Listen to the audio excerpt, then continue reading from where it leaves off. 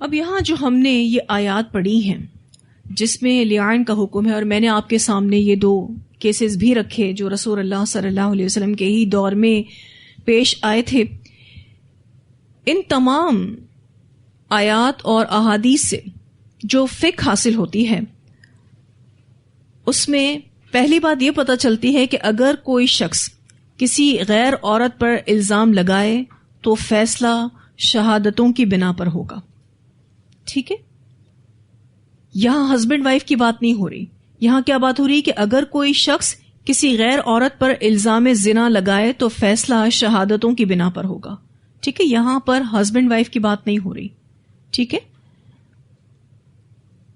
یعنی کوئی شخص کسی غیر عورت پر زنا کا الزام لگا رہا ہے تو اب اسے 4 گواہ لے کر آنے ہیں، ایک بھی کم نہیں ہونا چاہیے، اور گواہی کے الفاظ یہ ہونے چاہیے کہ میں نے اس عورت کو حالت مباشرت میں دیکھا ہے، تبھی جا کے یہ الزام میں سچا ہوگا.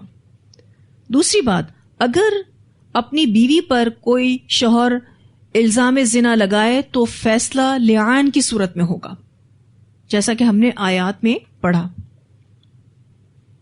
قسم کھانے کے دوران قاضی ان کو اللہ سے ڈر کر صحیح بات کہنے کی تلقین کرتا رہے، یعنی یہ قاضی کی ذمہ داریوں میں سے ایک ذمہ داری ہے. جہاں اسے فیصلہ ٹھیک ٹھیک کرنا ہے وہاں لعان والے کیس میں اس کو بار بار شوہر اور بیوی کو صحیح بات کہنے کی تلقین کرنی ہے.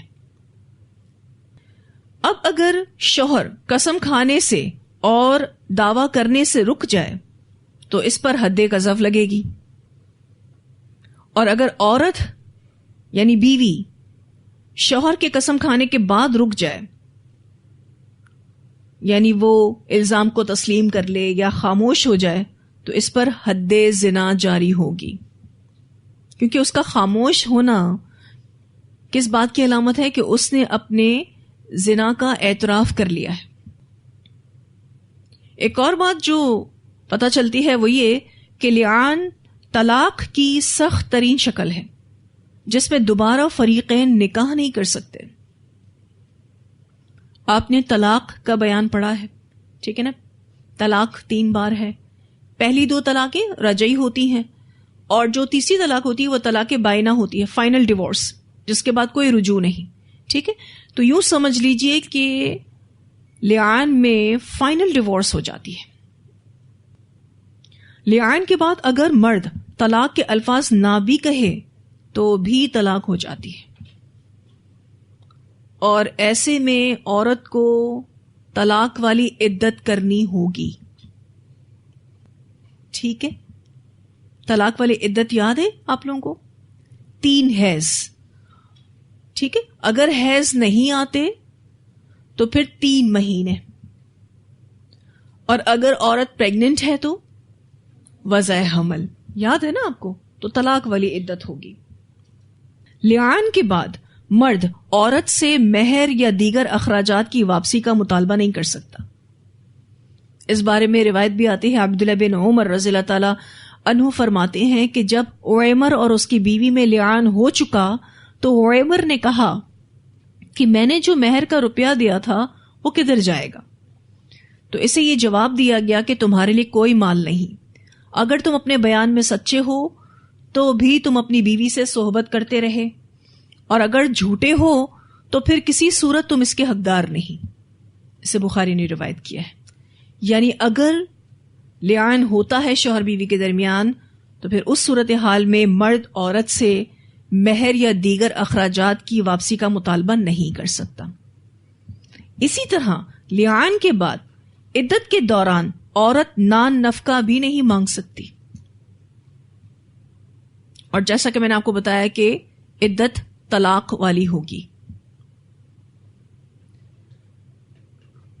اور عموماً کیسز میں جن میں لعان ہوتا ہے اس میں عورت پریگننٹ بھی ہوتی ہے.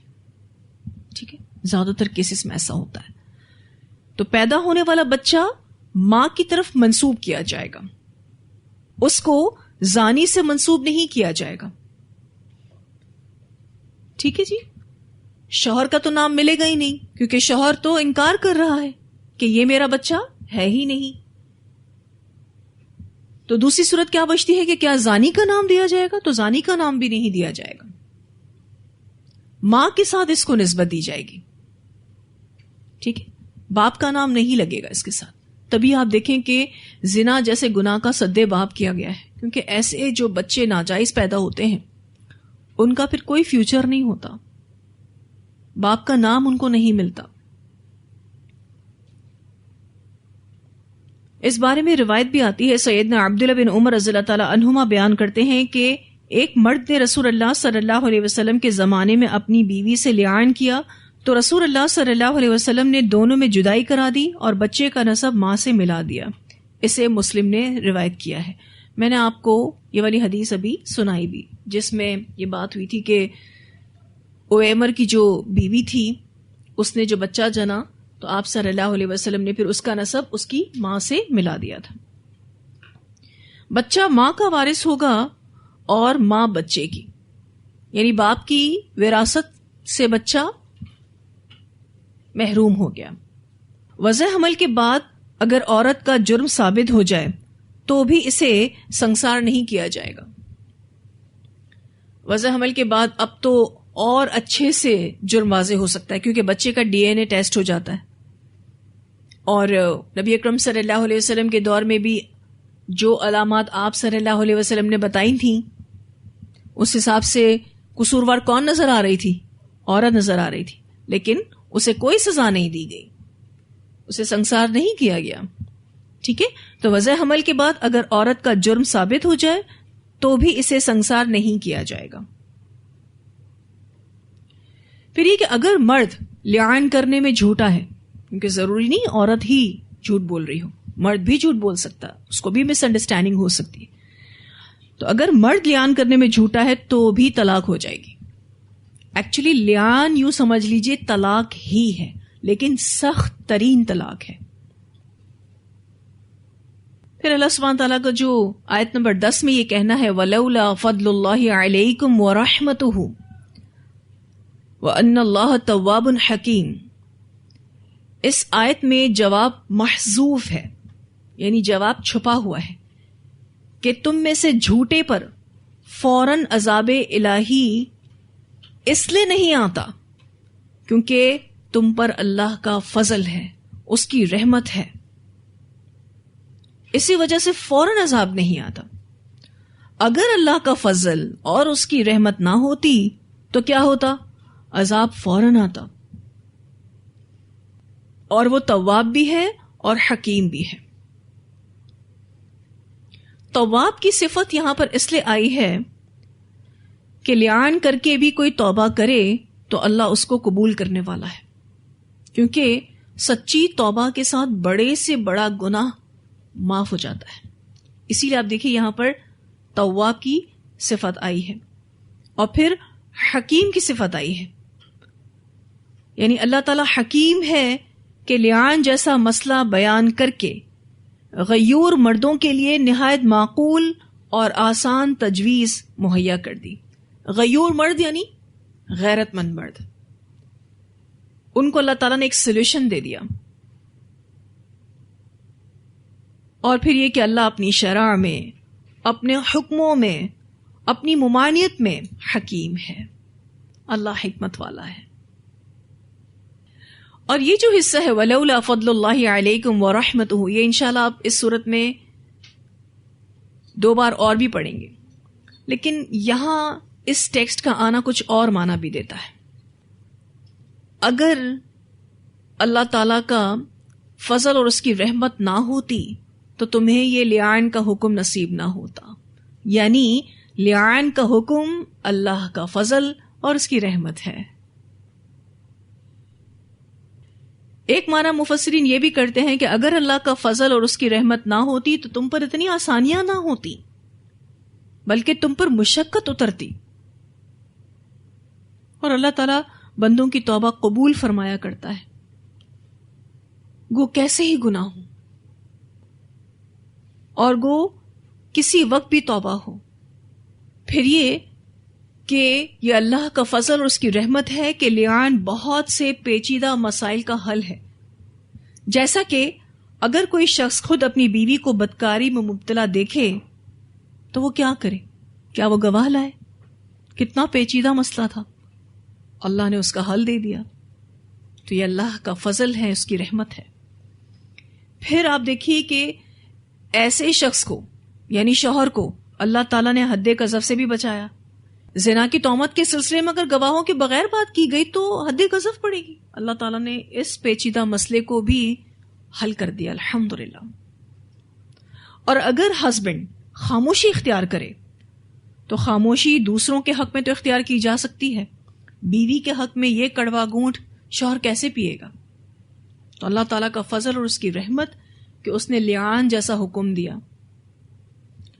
اور اگر شوہر غصے میں آ کر بیوی کو قتل کر دے تو obviously خود کے ساس میں مارا جائے گا، تو ایک بے گناہ مارا جائے گا نا. اور دیکھا جائے تو وہ قتل جیسا گناہ کر سکتا ہے، ہو سکتا ہے کہ اس کی بیوی گناہگار نہ ہو. اللہ سبحانہ تعالیٰ نے لعان کے ذریعے اس ڈیفیکلٹ سچویشن سے نجات دے دی. اور اگر شوہر چپ چاپ طلاق دے دے، کسی کو کچھ نہ بتائے، یعنی اپنی بیوی کو زنا کرتے ہوئے دیکھ لے تو بیوی کو کچھ نہ کہے، کسی کو کچھ نہ کہے، صرف اور صرف خاموشی سے بیوی کو طلاق دے دے، تو obviously پھر بیوی کو اور اس زانی شخص کو کوئی بدنی اور اخلاقی سزا نہیں ملی جو کہ ملنی چاہیے تھی. ٹھیک ہے نا، یہ بھی ایک سولوشن نکلا. اللہ تعالیٰ نے کتنی ڈیفیکلٹ سچویشن کو آسانی سے حل کر دیا الحمدللہ. اور اگر شوہر صبر کر لے اور زنا کے نتیجے میں بیوی پریگننٹ ہے تو ایک ناجائز بچے کی پرورش کا بار اس پر آئے گا.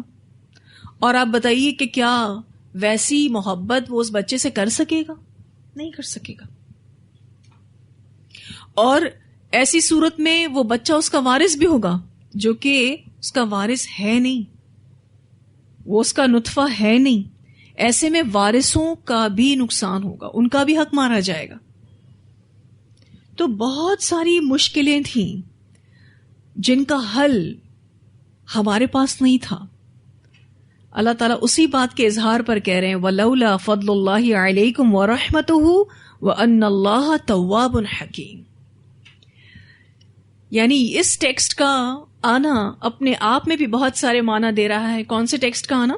وَلَوْلَا فَضْلُ اللَّهِ عَلَيْكُمْ وَرَحْمَتُهُ. ٹھیک ہے. اور پھر آگے اللہ تعالیٰ کی دو صفات کا آنا بھی معنی میں مزید اضافہ کر رہا ہے. آپ کو یاد ہوگا کہ جب ہم نے حد زنا کے بارے میں پڑھا تو ہم نے باقاعدہ کنڈیشنز پڑھی تھیں کہ زنا کی حد کس پر جاری ہوگی. بالکل اسی طرح سے لعان کس صورت میں ہوگا یہ بھی سیکھنا ضروری ہے. اس کی بھی فکر آپ کو معلوم ہونی چاہیے. عورت عاقل اور بالغ ہو تو اس صورت میں ہی لعان ہوگا. ٹھیک ہے. مجنون ہو تو لعان نہیں ہوگا، کیونکہ مجنون پر قلم کو اٹھا لیا گیا ہے. پڑھی تھی نا ہم نے حدیث، مرفوع القلم 3 لوگ ہیں جس میں سے ایک مجنون ہے.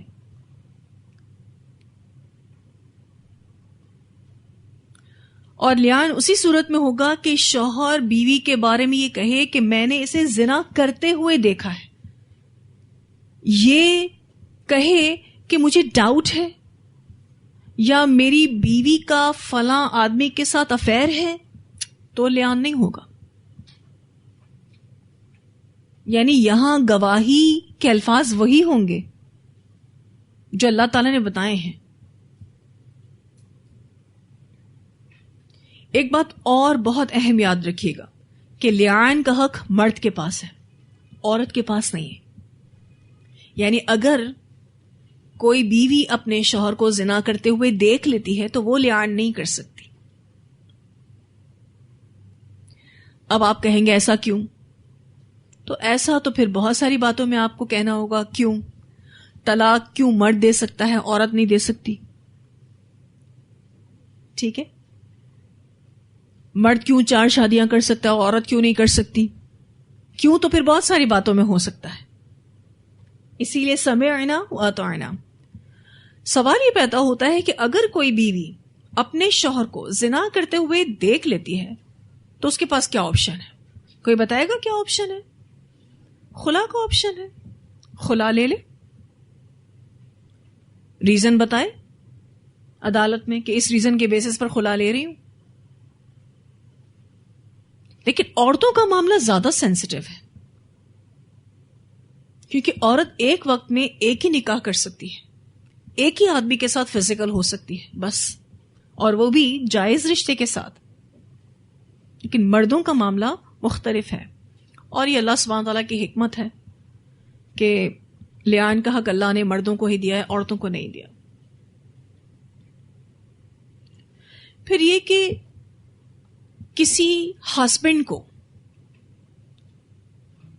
ایسا محسوس ہو کہ جو بچہ اس کے ہاں پیدا ہوا ہے وہ اس سے ملتا جلتا نہیں ہے, اور وہ اپنی بیوی پر شک کرنے لگے اس بیسس پر کہ بچہ کیوں ہماری فیملی سے مل نہیں رہا, بیوی سے نہیں مل رہا, شوہر سے نہیں مل رہا.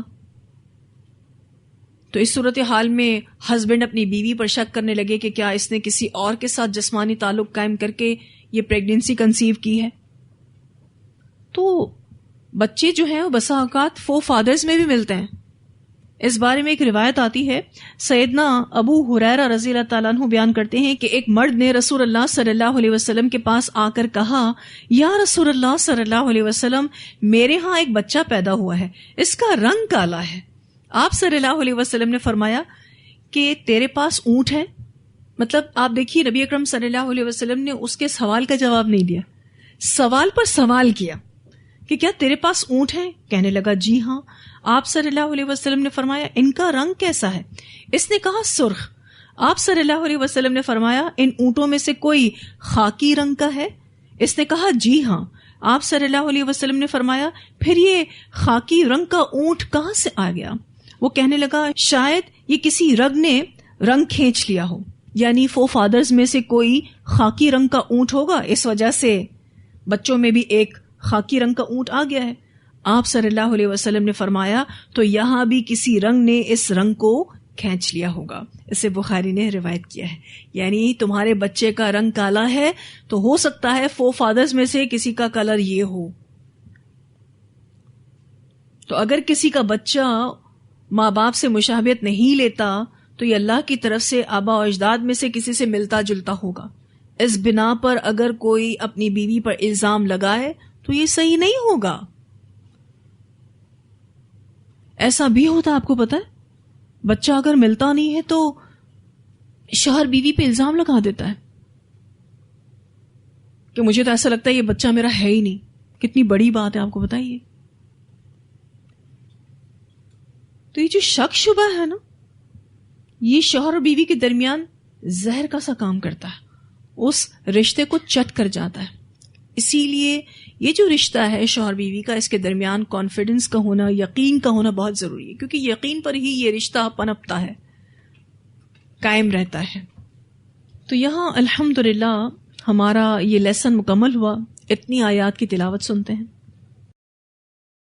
الزانی لا ينكح إلا زانية أو مشركة والزانية لا ينكحها إلا زان أو مشرك وحرم ذلك على المؤمنين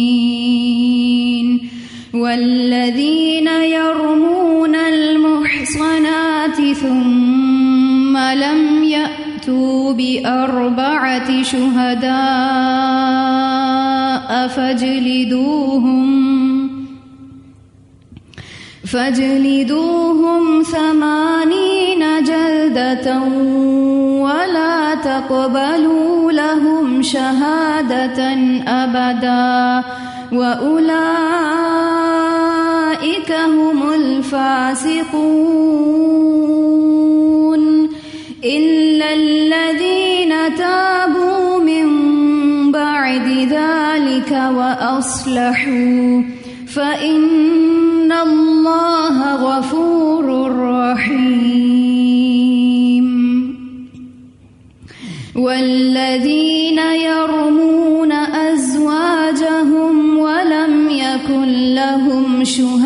الشهداء إلا أنفسهم فشهادة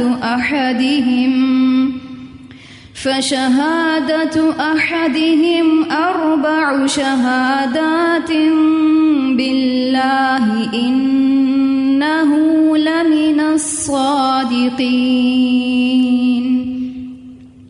والخامسة أن لعنة الله عليه إن كان من الكاذبين ويدرأ عنها العذاب أن تشهد 4 شهادات بالله ويدرأ عنها العذاب أن تشهد 4 شهادات بالله إنه لمن الكاذبين والخامسة أن غضب الله عليها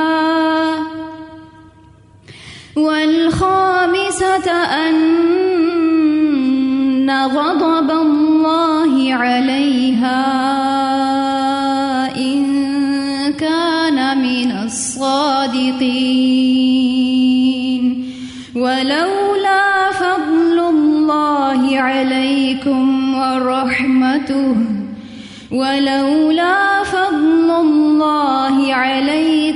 ورحمته وأن الله تواب حکیم.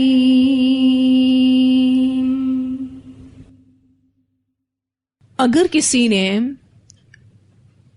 غیر عورت پر تہمت زنا لگائی ہے اور وہ 3 گواہ آتے ہیں تو چونکہ قانون کا تقاضا پورا نہیں ہوتا اسی لیے تینوں کو حد قذف پڑے گی.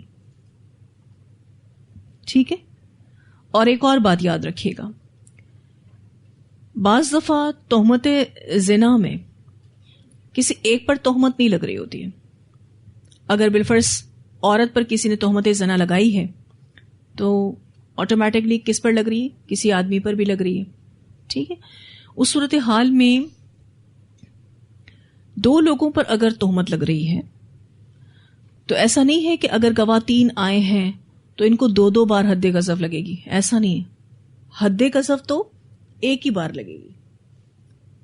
ٹھیک ہے. ہو سکتا ہے کہ تہمت زنا میں بہت سارے لوگوں پر یہ تہمت آ رہی ہو، یہ بھی ہو سکتا ہے. تو اس کا ہرگز یہ مطلب نہیں ہے کہ جتنے بھی لوگوں کے حوالے سے الزام لگا ہے، یعنی اگر عورت پر الزام لگا ہے، آدمی پر الزام لگا ہے، اور ہو سکتا ہے کہ 1-2 اور لوگوں کو بھی اس میں شامل کیا جائے کہ بھئی یہ بھی انوالو تھے ان کو ملانے میں یا اس زنا کو کرنے میں. ٹھیک ہے. تو 4 لوگ چونکہ اس سے متاثر ہوئے ہیں اسی لیے 4 بار حد قذف لگے گی ایک بندے کو، تو ایسا نہیں ہے. حد قذف ایک ہی بار لگے گی. یہ بات تو طے شدہ ہے کہ 4 گواہ چاہیے. ایک بھی کم ہوگا تو سزا دلوا نہیں سکے گا وہ، بلکہ الٹا انہی کو سزا پڑے گی. اور حد قذف بھی 80 کوڑے ہیں. 100 کوڑوں میں صرف 20 ہی کم ہے. 100 کوڑے کس کی سزا ہے؟ غیر شادی شدہ زانیہ مرد ہو یا پھر عورت، اس کی سزا ہے. اس سے بس 20 کم کر کے اللہ تعالیٰ نے 80 کوڑوں کی سزا حد قذف کے طور پر دی ہے کہ اگر کسی نے کسی پر زبان کو ایسی ہی دراز کر لیا نا تو پھر اس کو پنش ملنے چاہیے، تاکہ معاشرے میں کوئی دوسرے پر زبان کو دراز نہ کرے. آپ نے دیکھا ہوگا آج کل لوگ کتنے آرام سے اسکینڈلز کو عام کرتے ہیں اور ان پر باتیں کرتے ہیں. لوگوں کا میگزین میں سب سے جو انٹرسٹنگ پورشن ہوتا ہے نا پڑھنے کا، وہ اسکینڈلز کے بارے میں ہوتا ہے کہ کس کا کس کے ساتھ افیئر چل رہا ہے. ایون لوگ ایسے ہی بات کر لیتے ہیں، اچھا وہ فلاں لڑکی اس لڑکے کے ساتھ کھڑے ہو کر بات کری تھی، لگتا ہے ان کا کچھ افیئر چل رہا ہے. اگر ایسا ہے بھی تو بھی ایسی باتیں کرنے سے دین منع کرتا ہے. کسی پر بھی زبان نہیں کھولنی چاہیے. یہاں تو تہمت زنا کی بات ہو رہی ہے. افیئرس کی بات کا تو ڈسکشن پتہ نہیں کہاں پیچھے رہ گیا. تہمت زنا بھی جھوٹی جھوٹی کسی پر نہیں لگا سکتے. اگر کسی عورت کے ساتھ زنا ہوا ہے اور وہ اس نتیجے میں پریگننٹ ہو جاتی ہے, یعنی زنا بالجبر کی آپ بات کر رہی ہیں نا, تو اس صورتحال میں وہ بچہ اسی کا ہی ہوگا, یعنی ماں کے ساتھ اس کا نسب ملے گا. لیکن عموماً ایسے بچوں کو لوگ اڈاپٹ کر لیتے ہیں, جن کے ہاں اولاد نہیں ہوتی وہ اڈاپٹ کر لیتے ہیں, اور اس بچے کو پال پوس کر بڑا کر لیتے ہیں تاکہ اس بچی کی کہیں اور شادی ہو سکے. ٹھیک ہے, تو سولوشنز تو نکل آتے ہیں. لیکن اگر کوئی اس کو اڈاپٹ نہیں کرتا تو وہ تو اس ماں کا ہی بچہ ہے نا, تو وہ اس کو چھوڑ نہیں سکتی. ٹھیک ہے, نو ڈاؤٹ اس پر ظلم ہوا, نو ڈاؤٹ اس ظلم کے نتیجے میں اس کو بچہ ہوا, اس کی تو ابھی تک شادی بھی نہیں ہوئی, اور اگر شادی شدہ ہے تو بھی بعض دفعہ ریپ ہو جاتا ہے, تو اس صورتحال میں بھی یہ بچہ اسی کے ساتھ ہی رہے گا یا پھر اس کو کوئی اڈاپٹ کر لے. ٹھیک ہے. دوسری بات کہ اگر کسی لڑکی کے ساتھ گینگ ریپ ہوا ہے, اس صورتحال میں اس عورت کی گواہی ہی سزا کے لیے کافی ہے. اس کو 4 گواہ تھوڑی لانا ہے, اس کے ساتھ تو ریپ ہوا ہے.